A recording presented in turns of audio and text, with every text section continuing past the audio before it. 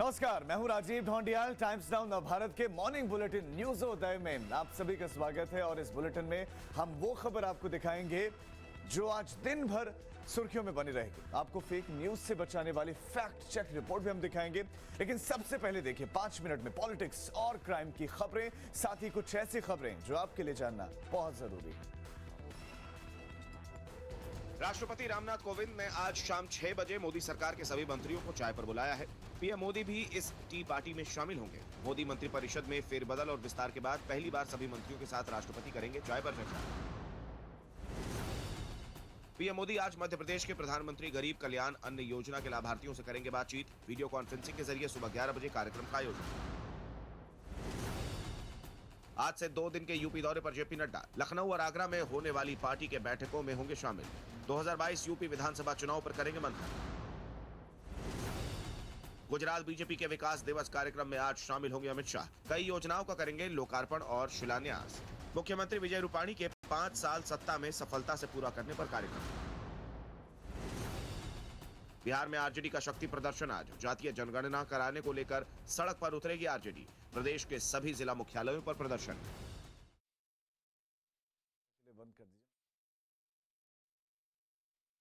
दिल्ली के आदर्श नगर में शराब माफियाओं से हफ्ता वसूली को लेकर बदमाशों ने चलाई गोली। परवेश नाम के एक शख्स को लगी गोली। पुलिस ने 6 लोगों को गिरफ्तार किया।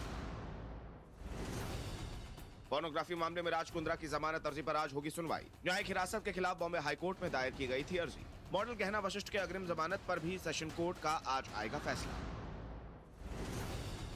जयपुर के रामगंज इलाके में अगवा कर 17 साल की लड़की से रेप। पीड़ित के पिता की शिकायत पर पुलिस मामला दर्ज कर जांच में जुटी। आंध्र प्रदेश के गुंटूर में किराया विवाद पर ऑटो ड्राइवर ने महिला के साथ की बदसलूकी। पुलिस ने मामला दर्ज कर आरोपी ड्राइवर को जेल भेजा।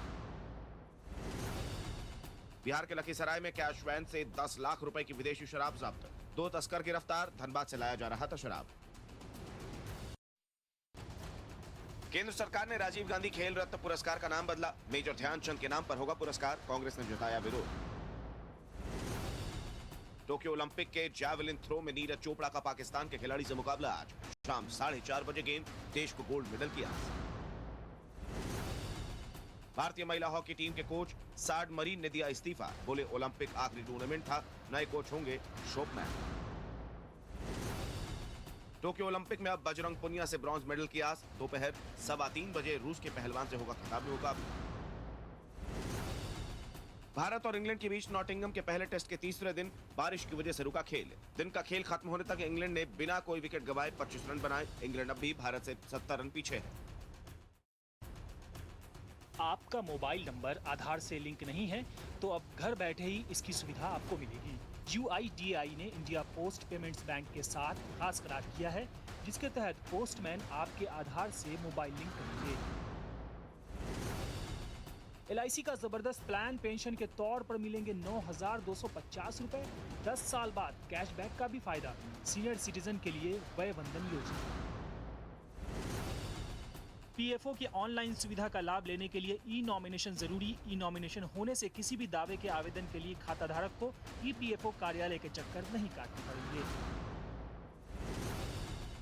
अगर आप ट्रेन में सफर कर रहे हैं तो यह जानकारी आपके लिए है। चलती गाड़ी में TTE के अलावा दूसरा कोई आपका टिकट नहीं चेक कर सकता। अगर ऐसा कोई करता है तो गैर कानूनी है और इसकी शिकायत आप कर सकते हैं। मुंबई की तर्ज पर अब दिल्ली में भी बिजनेसमैन को 3 साल के लिए लाइसेंस मिलेगा। अब तक हर साल बिजनेसमैन को 31 मार्च तक पुराना लाइसेंस रिन्यू कराना होता था, लेकिन अब हर साल लाइसेंस रिन्यू कराने की झंझट से छुटकारा मिल जाएगा। टर्की के जंगलों में लगी भीषण आग अब पावर प्लांट के करीब पहुंची। प्लांट को बचाने की चुनौती, आसपास खोदे गए गड्ढे। ग्रीस में एथेंस के जंगलों में लगी आग अब घरों तक पहुंची। हजारों लोगों ने घर खाली किया। राहत और बचाव के काम में जुटी फायर ब्रिगेड की टीम। अमेरिका के सेंट लुइस के अपार्टमेंट में लगी भीषण आग। 5 बच्चों की झुलसकर मौत। फायर ब्रिगेड की टीम ने आग पर काबू पाया। अमेरिका के नॉर्थ कैलिफोर्निया के जंगलों में लगी भीषण आग से तबाही। 3 सप्ताह से अधिक समय से आग का कहर। कई घर आग की चपेट में आए। पाकिस्तान में अटक में ट्रेनी एयरक्राफ्ट क्रैश। प्लेन में सवार पायलट और को पायलट को सुरक्षित बचाया गया।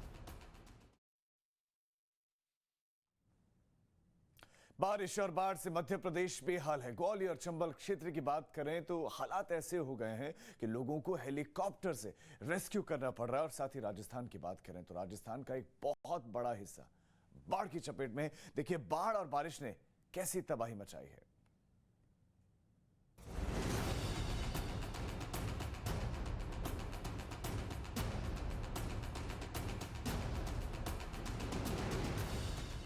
कौन कहेगा यह मेन मार्केट है।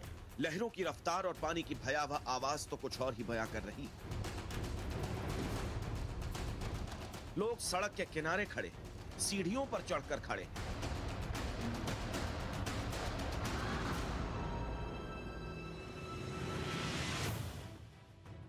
हर कोई या तो खंबा पकड़कर खड़ा है या फिर दीवार के सहारे, क्योंकि अगर पानी में उतरे तो लहरों के साथ बहना तय समझिए।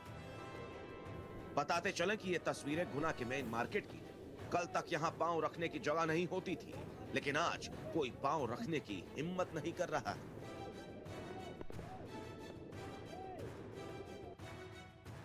गुना की ही एक और तस्वीर देखी, हर तरफ पानी ही पानी। एक बाइक सवार ने अपनी दिलेरी दिखाते हुए पानी में ही बाइक घुसा दी। बीच में पहुंचकर बाइक बंद पड़ गई और वो फंस गया। पेट्रोल पंप की हालत देखिए, पूरी तरह से जलमग्न हो गया है। जिस गली जिस रोड पर नजर जाएगी हर तरफ पानी ही पानी है। सोचिए जब शहरी इलाकों का ये हाल है तो फिर नदी किनारे के गांव की दशा क्या होगी।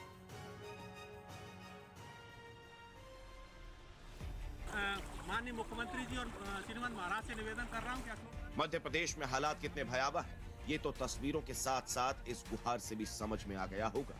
गुहार लगाने वाले भी कोई आम आदमी नहीं, बल्कि मध्य प्रदेश के अशोकनगर से बीजेपी एमएलए जयपाल सिंह है।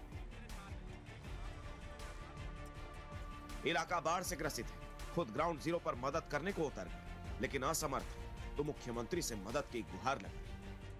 तो आपसे निवेदन है कि हेलीकॉप्टर के बगैर वहां से रेस्क्यू नहीं हो पा रहा, तो आप जितनी जल्दी हो सके हेलीकॉप्टर की व्यवस्था कराने की कोशिश करें माननीय मुख्यमंत्री जी महाराज साहब और अशोकनगर के लिए। और काफी बहुत भयावह स्थिति है, आपसे ये निवेदन है। एमपी का शिवपुरी पूरी तरह से बाढ़ प्रभावित है। यहाँ एनडीआरएफ और एसडीआरएफ के साथ साथ एयरफोर्स के हेलीकॉप्टर्स की मदद से रेस्क्यू करना पड़ रहा है। अलग अलग इलाकों में लोग बाढ़ में फंसे हैं, ऐसे में हेलीकॉप्टर से रेस्क्यू ही एकमात्र चारा है। एयरफोर्स के हेलीकॉप्टर दिन भर लोगों को रेस्क्यू कर रहे हैं। लोग किसी तरह से अपना बोरिया बिस्तर बांधकर राहत शिविरों की तरफ भाग रहे हैं।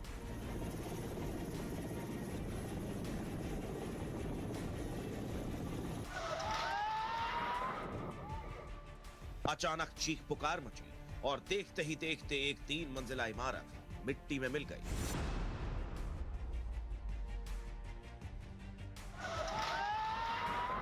तस्वीरें राजस्थान के झालवाड़ा की हैं, जहां बारिश के बाद एक इमारत हिलने लगी और देखते ही देखते ताश के पत्तों की तरह धराशायी हो गई। जब यह इमारत गिरी तब एक बाइक सवार वहां से गुजर रहा था। जरा सोचिए अगर यह बाइक सवार आगे न आया होता तो इसका क्या हश्र होता। दरअसल यह इमारत निर्माणाधीन थी, जो भारी बारिश की वजह से कमजोर पड़ गई और देखते ही देखते धराशायी हो गई। झालवाड़ में बीते कुछ दिनों में ऐसी कई घटनाएं सामने आई हैं। इस मॉनसून सीजन में यहां 3 इमारतें टूट चुकी हैं। बीते करीब एक हफ्ते से मध्य प्रदेश और राजस्थान में बारिश और बाढ़ ने जो विकराल रूप दिखाया है उससे लोग त्राही त्राही कर रहे हैं। अब देखना यह है कि कुदरत का यह क्रोध कब शांत होता है। ब्यूरो रिपोर्ट, टाइम्स नाउ, नव भारत।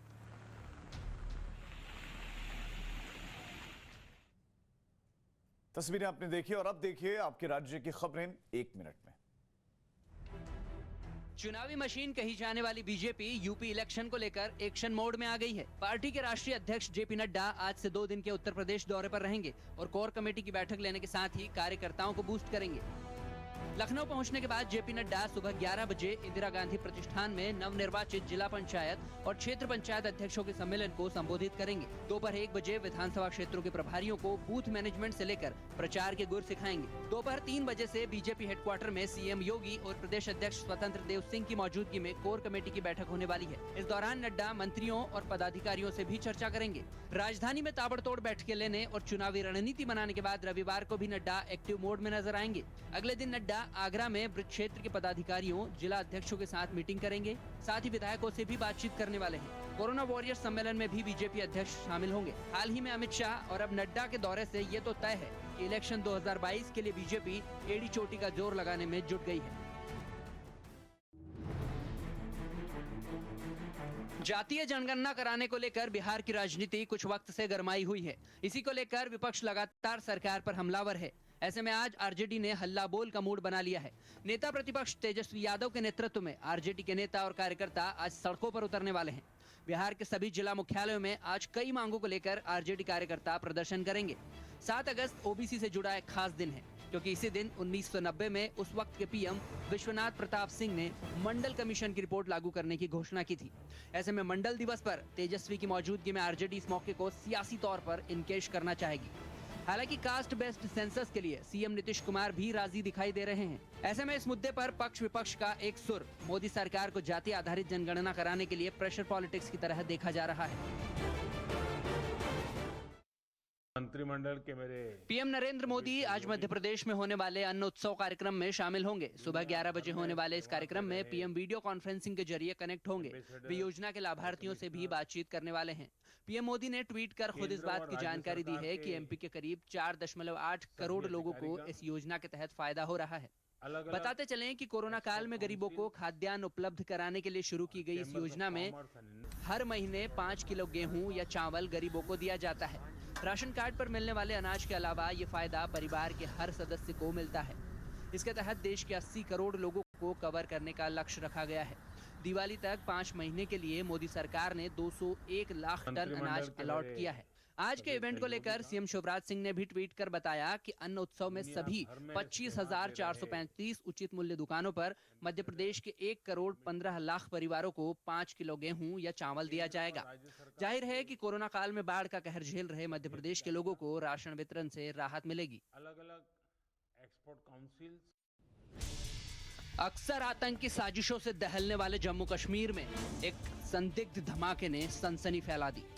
बनिहाल इलाके में हुए इस ब्लास्ट की चपेट में आने से 2 लोग घायल हो गए हैं, जिन्हें तुरंत अस्पताल में भर्ती कराया गया।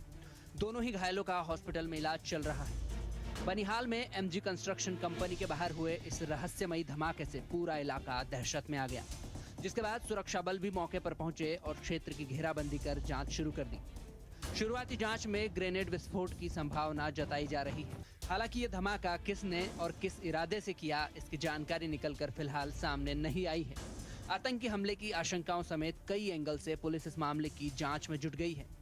तस्वीरों को देखकर आप अंदाजा लगा सकते हैं कि ब्लास्ट कितना खतरनाक था। धमाके से जमीन और आसपास रखे सामान के परखच्चे उड़ गए। विस्फोट के बाद सामने आए वीडियो में नजर आ रहा है कि टिन, बिस्तर और वहां रखा सामान किस तरह बिखर गया। वहीं पास में धमाके की चपेट में आने से 2 लोग जख्मी हो गए, जिन्हें इलाज के लिए अस्पताल भेजा गया है। अब सुरक्षा बल इस मामले की तफ्तीश में जुट गए हैं।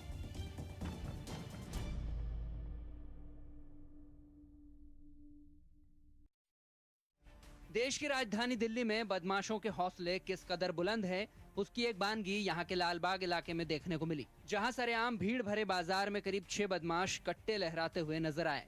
सैकड़ों लोगों की मौजूदगी में बीच बाजार इन नकाबपोश बदमाशों ने खौफ का ऐसा माहौल बना दिया, वहां रहने वाला हर शख्स दहशत में आ गया।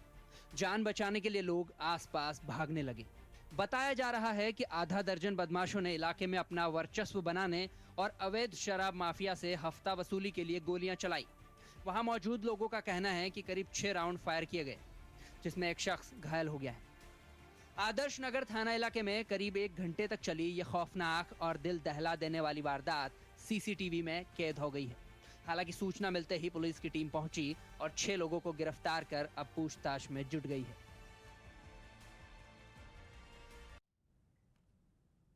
और अब वक्त है टाइम्स नाउ भारत के उस सेगमेंट का जहां पर हम आपको झूठी खबरों से आगाह करते हैं, सोशल मीडिया पर फैल रहे फेक न्यूज से बचाते हैं। देखिए आज की फैक्ट चेक रिपोर्ट।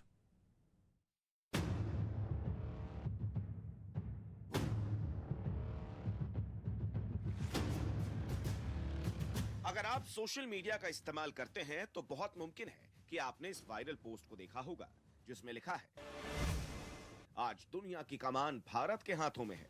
भारत बना यूएनओ यूएनएससी का अध्यक्ष। तुर्की पाक समेत कई देश बौखलाए। यूनाइटेड नेशन की अध्यक्षता भारत पहली बार करेगा। पोस्ट में दावा किया गया है कि भारत संयुक्त राष्ट्र सुरक्षा परिषद का अध्यक्ष बन गया है और वो पहली बार संयुक्त राष्ट्र की अध्यक्षता करेगा। हमने इस दावे की पड़ताल की, संयुक्त राष्ट्र में भारत की अध्यक्षता को लेकर जानकारी जुटाई तो हमें ये मिला। सबसे पहले तो आपको बता दें कि भारत 8वीं बार संयुक्त राष्ट्र सुरक्षा परिषद यानी यूएनएससी का मेंबर बना है, लेकिन भारत एक अस्थायी यानी नॉन परमानेंट सदस्य है। 1950 से लेकर आज तक हर टर्म में भारत को अस्थायी सदस्यता मिली है, जो 2 साल की होती है। इसी साल जून में हुए चुनाव में भारत को 2021-22 के लिए फिर से अस्थायी सदस्यता मिली। भारत की तरफ से संयुक्त राष्ट्र में भारत के राजदूत टी.एस. त्रिमूर्ति ने इसकी पुष्टि भी की। I'm truly delighted that India has been elected as a non-permanent member of the United Nations Security Council for 2021-22. UNSC के इस टर्म में भारत सुरक्षा परिषद की अध्यक्षता भी कर रहा है, लेकिन क्या भारत पहली बार सुरक्षा परिषद की अध्यक्षता कर रहा है? तो इसका जवाब है नहीं। भारत ने पहले नवंबर 2012 में यूएनएससी की अध्यक्षता की थी और ये बात संयुक्त राष्ट्र में भारत के परमानेंट मिशन की एक प्रेस रिलीज में भी साफ-साफ लिखी हुई है। यानी इस वायरल फोटो में जो दावा किया जा रहा है कि भारत पहली बार यूएनएससी की अध्यक्षता करेगा, वो सरासर गलत है। हमारी पड़ताल में ये पता चला कि इस फोटो में दी जा रही जानकारी फेक है। ब्यूरो रिपोर्ट, टाइम्स नाउ, नव भारत।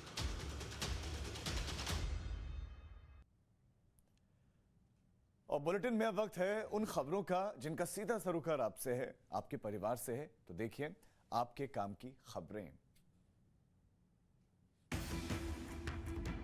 आपके आधार कार्ड में आपका मोबाइल नंबर अपडेट नहीं है और आप आधार सेंटर नहीं जा पा रहे हैं तो परेशान होने की जरूरत नहीं है, क्योंकि अब आपको आधार कार्ड में अपना मोबाइल नंबर अपडेट कराने के लिए आधार सेंटर नहीं जाना पड़ेगा। अब डाकिया आपके घर आकर आधार में मोबाइल नंबर अपडेट कर सकेगा। इसके लिए आधार जारी करने वाली संस्था UIDAI ने इंडिया पोस्ट पेमेंट्स बैंक के साथ खास करार किया है। ये सेवा देश के 650 इंडिया पोस्ट पेमेंट बैंक के नेटवर्क में काम कर रहे 1,46,000 डाकिया और ग्रामीण डाक सेवकों के जरिए मिलेगा। इस काम के लिए डाक विभाग डाकियों को हाईटेक स्मार्टफोन दे रहा है। इसमें खास सॉफ्टवेयर ऐप की मदद से आधार कार्ड में मोबाइल नंबर अपडेट कर सकेंगे। इसके लिए डाकियों को बाकायदा ट्रेनिंग दी गई है, जिससे डाकिया घर घर जाकर आधार कार्ड अपडेट कर सकेंगे। तो अगर आपका मोबाइल नंबर आपके आधार कार्ड में अपडेट नहीं है तो इस योजना का आज ही फायदा उठा लें।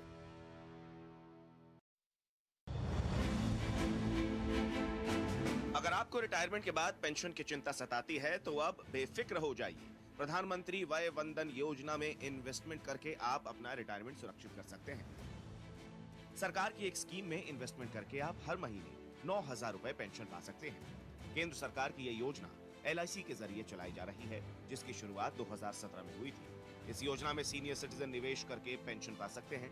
इसमें अधिकतम 15 लाख रुपए का निवेश किया जा सकता है, लेकिन पति और पत्नी दोनों की उम्र 60 साल से ज्यादा है तो दोनों स्कीम का फायदा ले सकते हैं। इसमें अधिकतम 10 साल तक निवेश कर सकते हैं। इसके अलावा 3 साल होने पर लोन की सुविधा का भी लाभ उठा सकते हैं। ये एक वन टाइम इन्वेस्टमेंट स्कीम है। कोई शख्स 1,62,162 रुपए का निवेश करता है तो उसे 10 साल तक हर महीने 1,000 रुपए पेंशन मिलेगी। वहीं 15 लाख रुपए का इन्वेस्टमेंट करने पर हर महीने 9,250 रुपए मिलेंगे। इसमें इस बात का ध्यान रखना होता है कि एक बार पेमेंट का ऑप्शन सिलेक्ट करने के बाद उसे बदला नहीं जा सकता।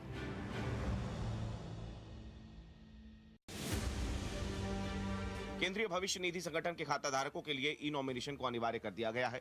अगर पीएफ खाता धारक ई नॉमिनेशन करते हैं तो शेयर होल्डर की मौत पर नॉमिनी को बीमा योजना का तत्काल लाभ मिल सकेगा। इसके लिए नॉमिनी को बाद में किसी तरह की दिक्कत नहीं उठानी पड़ेगी। साथ ही रिटायरमेंट के समय पेंशन का लाभ आसानी से शेयर होल्डर को मिल सकेगा। उन्हें भविष्य निधि कार्यालय का चक्कर लगाने और तमाम दस्तावेजी प्रक्रिया पूरी करने में झंझट से राहत मिल जाएगी। शेयर होल्डर अगर ऑनलाइन नॉमिनेशन कराते हैं तो उन्हें बाद में एनओसी लेने की जहमत नहीं उठानी पड़ेगी। ईपीएफओ की तरफ से सभी क्षेत्रीय कार्यालयों को इस बाबत सर्कुलर भी जारी कर दिया गया है। इसमें सभी शेयर होल्डर्स को ईपीएफओ के मेंबर पोर्टल पर लॉगिन करके मैनेज पेज के जरिए नॉमिनी की जानकारी भरनी या अपडेट करनी होगी। क्या आप जानते हैं, अगर आप ट्रेन से सफर कर रहे हैं तो आपका टिकट चेक करने का अधिकार केवल टीटी के पास है। आपने अक्सर देखा होगा, चलती ट्रेन या फिर प्लेटफॉर्म पर रेलवे पुलिस फोर्स के जवान यात्रियों का टिकट चेक कर रहे होते हैं, लेकिन आपको बता दें कि ये नियमों के खिलाफ है। कई बार यात्री बेटिकट ही ट्रेन पर चढ़ जाते हैं। ऐसा करना गलत है और इससे बचना चाहिए। लेकिन अगर ऐसा किसी ने किया भी है तो उसे जुर्माना लगाने की पावर सिर्फ टिकट चेकिंग स्टाफ के पास ही है। जल्दबाजी में टिकट लेना भूल गए हों तो टीटी से बात करें और टिकट बनवा लें। आए दिन ये देखने को मिलता है कि कई बार आरपीएफ के पुलिसकर्मी आपका टिकट चेक करने लगते हैं और टिकट न होने पर धमकाने और उगाही जैसी घटना सामने आती रहती है। रेलवे के नियम के मुताबिक अगर कोई पुलिसकर्मी ऐसा करता पकड़ा गया तो उसे सस्पेंड तक किया जा सकता है। केवल मजिस्ट्रेट चेकिंग के दौरान ही पुलिस टिकट चेक करने में मदद कर सकती है, लेकिन उस दौरान भी जुर्माना लगाने का अधिकार पुलिस के पास नहीं है।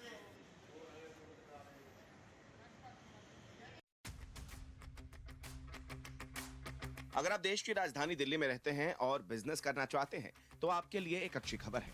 नॉर्थ एमसीडी और साउथ एमसीडी एरिया में अब ट्रेड लाइसेंस लेकर बिजनेस करना आसान हो गया है। अब हजारों बिजनेसमैन को general trade license, restaurant, hotels, guest house और फैक्ट्री लाइसेंस के अलावा कई लाइसेंस का रिन्यूअल कराने के लिए हर साल एमसीडी ऑफिस का चक्कर काटना नहीं पड़ेगा। मुंबई की तर्ज पर अब दिल्ली में भी बिजनेसमैन को 3 साल के लिए लाइसेंस मिलेगा। आपको एक बार लाइसेंस मिल जाता है तो आप 3 साल तक उसी लाइसेंस पर बिजनेस कर सकते हैं। आपको बता दें कि हर साल बिजनेसमैन को 31 मार्च तक पुराना लाइसेंस रिन्यू करना होता है। अगर समय पर लाइसेंस रिन्यू नहीं कराते हैं तो लाइसेंस फीस के साथ जुर्माना भी देना पड़ता है। जैसे जैसे रिन्यूअल में देरी होती है, जुर्माने की रकम बढ़ती जाती है, लेकिन अब आपको हर साल लाइसेंस रिन्यू कराने की झंझट से छुटकारा मिल जाएगा। और न्यूज़ोदय में अब आपको देंगे बड़ी खबर जो जम्मू कश्मीर से मिल रही है। जम्मू कश्मीर के बनियार में आधी रात आतंकी हमला हो गया। आतंकियों ने रात के 11 बजे सो रहे मजदूरों पर ग्रेनेड से हमला किया है और इस हमले में 2 लोग जख्मी हो गए। 2 लोगों के अभी घायल होने की सूचना है। ये जो हमला हुआ है ये कंस्ट्रक्शन साइट पर हुआ है जहां पर मजदूर सो रहे थे। धमाके में एक मजदूर और एक स्टूडेंट भी घायल हुआ है। घायलों को अस्पताल में भर्ती करवा दिया गया है जहां पर उनका इलाज चल रहा है। और ब्लास्ट की खबर मिलने के बाद पुलिस की टीम स्पॉट पर पहुंची है, घटनास्थल पर पहुंची है, मौके पर पैरामिलिट्री भी पहुंची है। पूरे इलाके को फिलहाल कॉर्डन ऑफ कर दिया गया है। जम्मू कश्मीर से बड़ी खबर, सोते हुए मजदूरों पर, जी हां, सोते हुए मजदूरों पर इन आतंकियों ने हमला किया है, ग्रेनेड से हमला किया है।